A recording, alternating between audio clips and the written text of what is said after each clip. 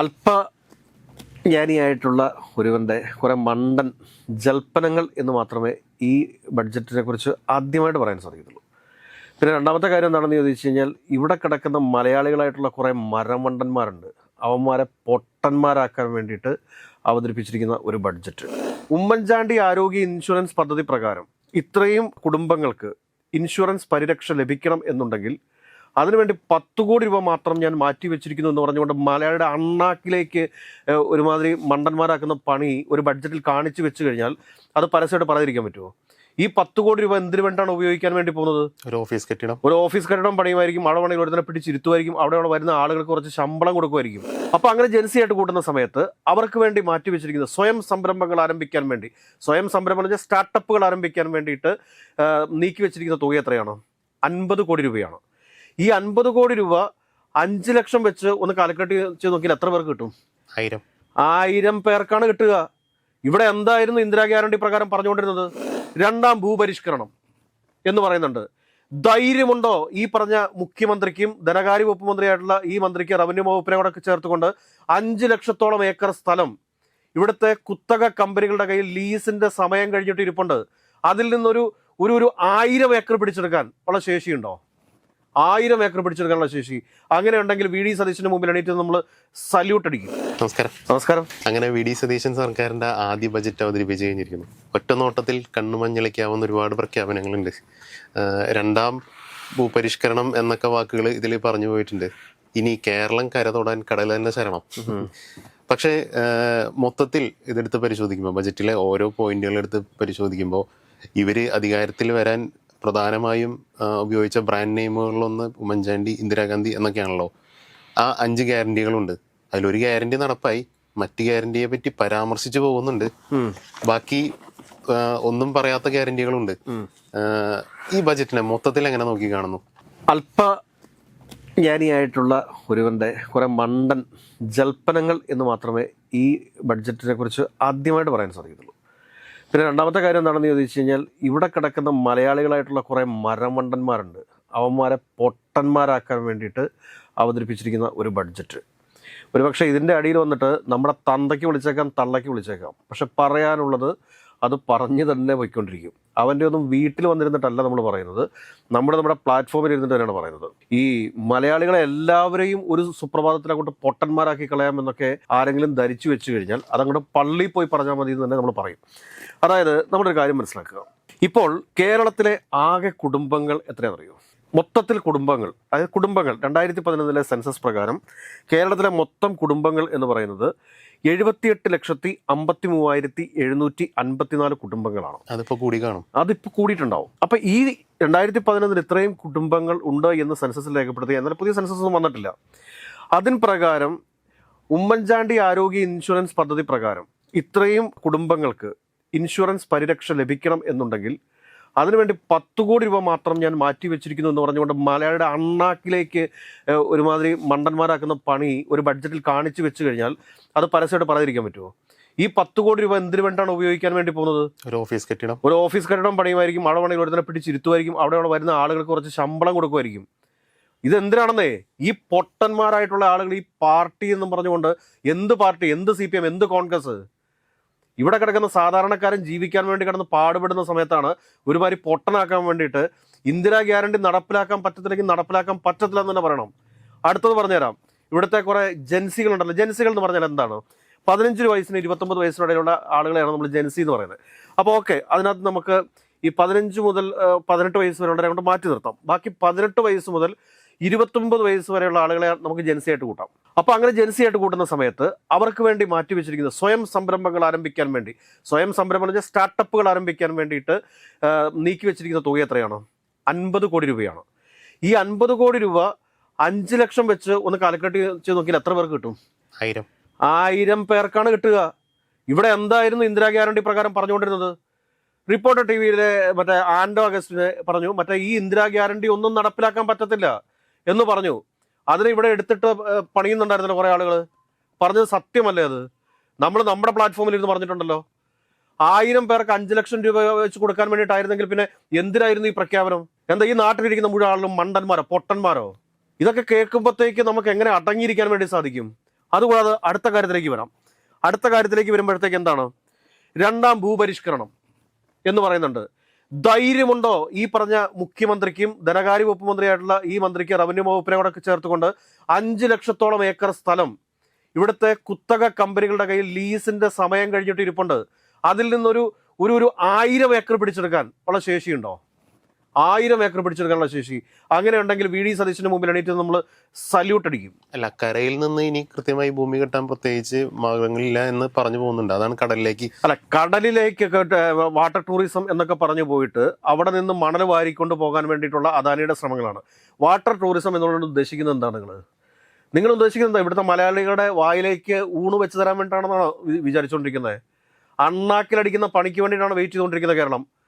Water tourism എന്ന് പറഞ്ഞുകൊണ്ട് കടലിൽ കിടക്കുന്ന മണൽ, കരിമണൽ ഉൾപ്പെടെയുള്ള വാരും വരുന്ന ദിവസങ്ങളിൽ നമുക്കതിൻ്റെ കൃത്യമായ രേഖകൾ കൃത്യമായ രീതിയിൽ വ്യക്തമായ രീതിയിൽ മലയാളിക്ക് മനസ്സിലാകുന്ന ഭാഷയിൽ നമുക്ക് പറയാൻ വേണ്ടിയിട്ട് സാധിക്കും. ഇത് മലയാളികളെയൊക്കെ ഇത് ഓരോന്നും നമ്മൾ എടുത്ത് പരിശോധിക്കുന്ന സമയത്ത് ഒന്ന് ആലോചിച്ച് നോക്കിക്കേ. സിയാലിനോട് ചേർന്ന് കൺവെൻഷൻ സെന്റർ ഞങ്ങൾ ആരംഭിക്കും. സിയാലിനോട് ചേർന്ന് അന്താരാഷ്ട്ര നിലവാരമുള്ള ലുലു കൺവെൻഷൻ സെന്റർ അവിടെ കിടക്കുന്നുണ്ട്. അവിടെ നിന്ന് ഒരു 10 കിലോമീറ്റർ പോയി കഴിഞ്ഞാൽ അങ്കമാലിക്കപ്പുറത്ത് കറകുറ്റിയിൽ അറ്റ്ലക്സ് കൺവെൻഷൻ സെന്റർ കിടക്കുന്നുണ്ട്. ഇതെന്താ പുതിയ വല്ല പദ്ധതിയാണോ ഇത്? ഈ കൺവെൻഷൻ സെന്റർ കൊണ്ട് ഈ നാട്ടിലെ ചെറുപ്പക്കാർക്ക് മുഴുവൻ തൊഴിൽ ലഭിക്കുമോ? അടുത്തത് ഞാൻ പറഞ്ഞുതരാം. Global job watch tower, chat GPT-യുടെയും അതോടൊപ്പം തന്നെ എന്താണ് പറയുക, ഗൂഗിളിൻ്റെയും ഒക്കെ ഒരു കാലഘട്ടത്തിൽ ഗ്ലോബൽ ജോബ് വാച്ച് ടവറിന് എന്തെങ്കിലും പ്രസക്തി ഉണ്ടോ?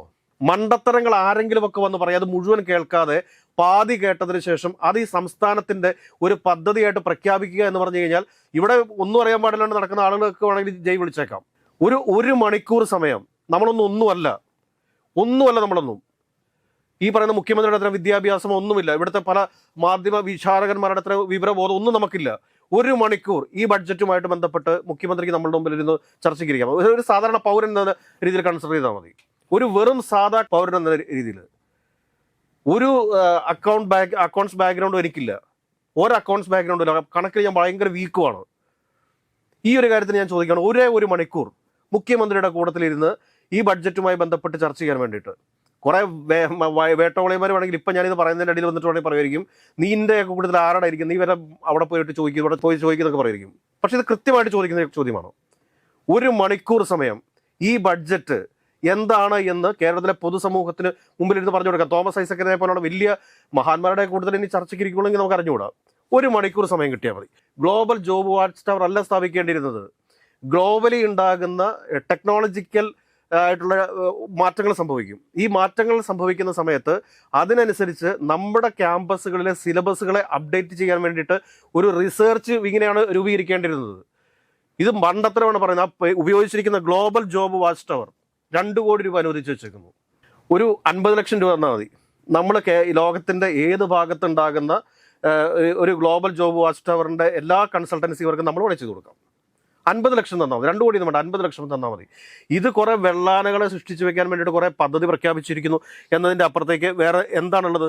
അതുകൂടാണ്ട് തന്നെ രണ്ടാം ഭൂപരിഷ്കരണം 5 ലക്ഷം ഏക്കർ കിടക്കുന്നതിനെ കുറിച്ച് ഞാൻ പറഞ്ഞാണ് ഇത്. ഇങ്ങനെ ഓരോന്നെടുത്ത് പരിശോധിക്കുന്ന സമയത്തും ഇത് തന്നെയല്ല വന്നുകൊണ്ടിരിക്കുന്നത്. പിന്നെ കെയർ ഗീവർ സർട്ടിഫിക്കറ്റുകൾ ഹോസ്പിറ്റലുകൾക്ക് 6 മാസത്തേക്ക്. ഞാനൊരു കാര്യം ചോദിക്കേണ്ടതേ, ഇപ്പോൾ ഇവിടെ ISSD പോലെയുള്ള നല്ല എസ്റ്റാബ്ലിഷ്ഡ് ആയിട്ടുള്ള സ്ഥാപനങ്ങളുണ്ട്. അവർ ഹോസ്പിറ്റൽ മാനേജ്മെൻറ്റ് എന്നുള്ള രീതിയിൽ 6 മാസത്തെ കോഴ്സ് നടത്തുന്നുണ്ട്. അതിനകത്ത് കൃത്യമായിട്ട് ഈ പറഞ്ഞ ഹോസ്പിറ്റൽ കെയറിങ്ങിനെ കുറിച്ച് അല്ലെങ്കിൽ ഓൾഡ് ഏജ് കെയറിങ്ങിനെ സംബന്ധിച്ചിട്ട് ഈ മറ്റേ ഓൾഡ് ഏജ് കെയർ എന്ന് പറയുന്നത് വിദേശത്തൊക്കെ വലിയ രീതിയിലുള്ള ഒരു പ്രൊഫഷനായിട്ട് ഇപ്പോൾ മാറിയിട്ടുണ്ട്. കേരളത്തിൽ നിന്നൊക്കെ പോകുന്ന ഒട്ടുമിക്ക നഴ്സുമാരും അവിടെ പോയിട്ട് ഓൾഡ് ഏജ് ഹോമുകളിൽ അവിടെ നഴ്സിംഗ് കെയർ അസിസ്റ്റൻ്റായിട്ടാണ് ജോലി ചെയ്യുന്നുള്ള ഒരു വാസ്തവമാണ്. ഇനി അവിടെ നിന്ന് നമ്മളിങ്ങോട്ട് വരുമ്പോഴത്തേക്ക് ഈ ഉമ്മൻചാണ്ടി ആരോഗ്യ ഇൻഷുറൻസ് പദ്ധതിയുടെ കാര്യം നമ്മൾ പറഞ്ഞു. അപ്പോൾ ഇങ്ങനെ ഓരോ കാര്യങ്ങൾ നമ്മളെടുത്ത് പരിശോധിക്കുന്ന സമയത്തും ഇതിനകത്ത് പറഞ്ഞിരിക്കുന്ന കാര്യങ്ങളെല്ലാം ഉന്നത വിദ്യാഭ്യാസ മേഖലയ്ക്ക് കേരള നോളജ് വാലി ഏറ്റവും മികച്ച അക്കാദമിക് പ്രോഗ്രാമുകൾ കൊണ്ടുവരും.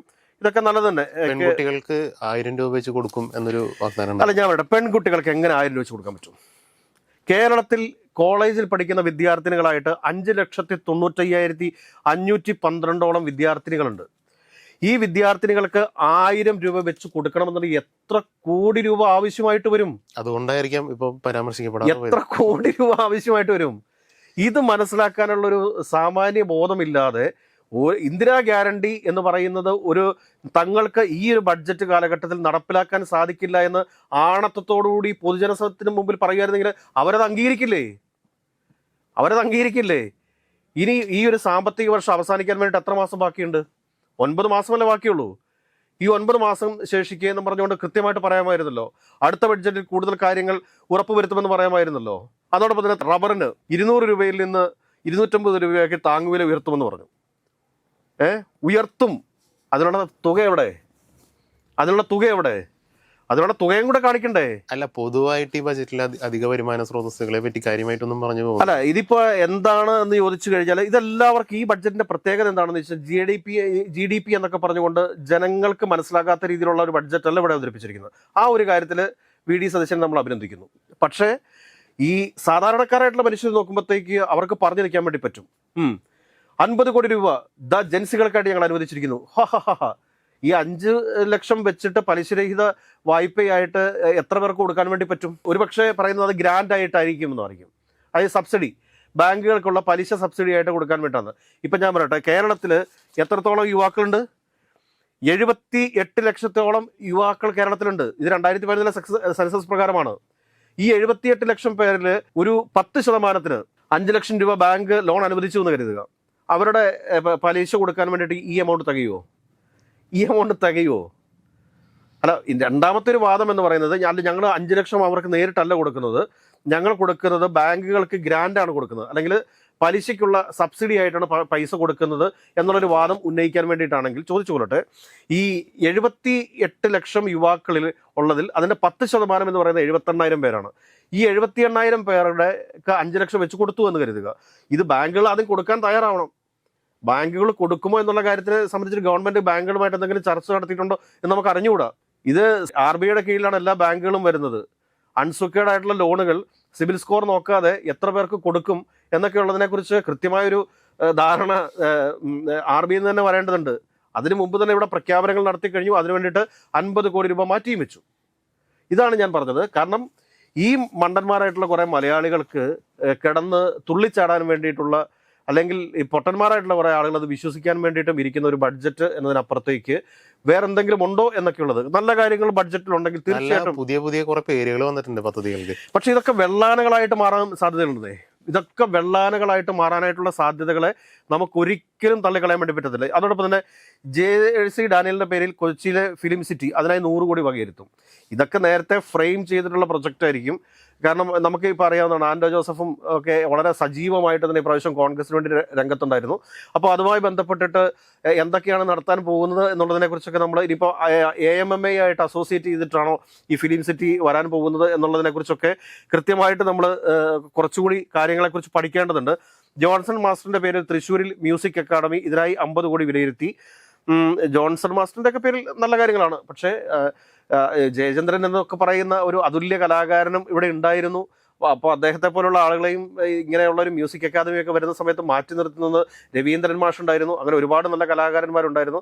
അപ്പോൾ അവിടെ ജോൺസൺ മാഷിന് വേണ്ടിയിട്ട് മാത്രം ഒരു അംഗീകാരം കൊടുക്കുന്നു എന്നൊക്കെ പറയുമ്പോഴത്തേക്ക് അതിനകത്ത് അതുകൂടാണ്ട് തന്നെ ഗിരീഷ് പുത്തഞ്ചേരി, ഒരുപാട് നല്ല ഗാനരചയിതാക്കളും അതോടൊപ്പം തന്നെ ആളുകളൊക്കെ ഉള്ളതാണ്. അപ്പോൾ അവരെയൊക്കെ അവഗണിക്കുന്നതിന് തുല്യമാണ് ഒരാളിലേക്ക് മാത്രമായിട്ട് അത് ചുരുങ്ങുമ്പോൾ എന്നുള്ളൊരു വസ്തുത കൂടി വയലാർ പോലെയുള്ള വളരെ പ്രഗത്ഭരായിട്ടുള്ള ആളുകളെ ഒക്കെ അപമാനിക്കുന്നതിനും അവഗണിക്കുന്നതിനും തുല്യമാണ് ഒറ്റ പേരിലേക്ക് പോകുന്നത് എന്ന് പറയാതിരിക്കാൻ വേണ്ടി നമുക്ക് സാധിക്കില്ല. പിന്നെ നല്ലതായിട്ടുള്ള കാര്യങ്ങൾ നമുക്ക് അടുത്ത ഒരു വീഡിയോയിൽ പറയുന്നതായിരിക്കും കൂടുതൽ ബെറ്റർ എന്ന് തോന്നുന്നു. ഏതൊക്കെയാലും ഈ പറഞ്ഞ കാര്യങ്ങൾ, ഒരു കാര്യം മാത്രമേ നമുക്ക് പറയാനുള്ളൂ. കേരളത്തിലെ ഈ മണ്ടന്മാരായിട്ടുള്ള കുറേ മലയാളികളെ പൊട്ടന്മാരാക്കി മാറ്റിയൊരു ബഡ്ജറ്റ് എന്നതിനപ്പുറത്തേക്ക് ഇതിന് നമുക്ക് ആദ്യ സമയത്ത് നമ്മൾ ഈ ബഡ്ജറ്റ് പരിശോധിക്കുന്ന സമയത്ത് ഇതിൽ കൂടുതൽ വിവരങ്ങളൊന്നും നമുക്ക് ഇപ്പോൾ പറയാനില്ല. ബാക്കിയുള്ള കാര്യങ്ങൾ നമുക്ക് പുറകെ പറയാം.